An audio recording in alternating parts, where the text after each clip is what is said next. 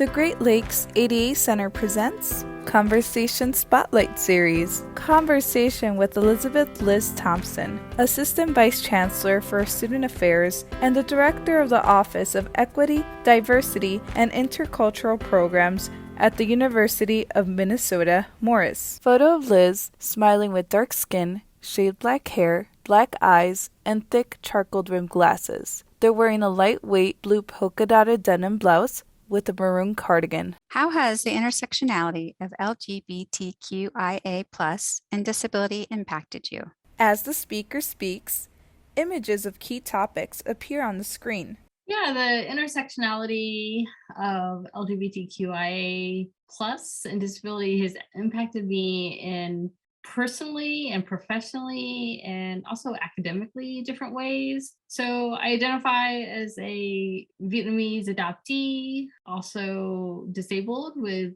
apparent and non-apparent disabilities.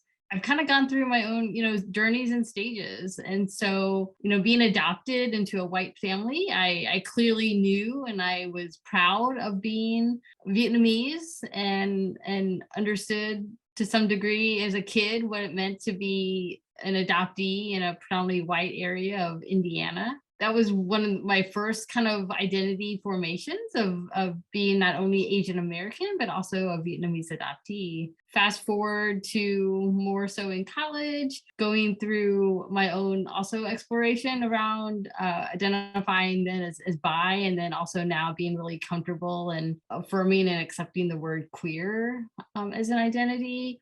Even those two early identity formations, I saw similarities as well as differences of how I understood the identities as being marginalized and sometimes often being oppressive, as well as in finding the joy and the rich history of the identity in the different communities, even when I did feel alone or I felt like I was the only one. And then kind of more recently, I'd say in the past 7 or 8 years, and I really credit the work and the experiences I had with the PhD Disability Studies program at the University of Illinois at Chicago for raising my own identity and consciousness around disability. And so even though I had navigated depression and mental illness, and then now in the past 3 years with an autoimmune disease, a little bit more physical symptoms, I hadn't known about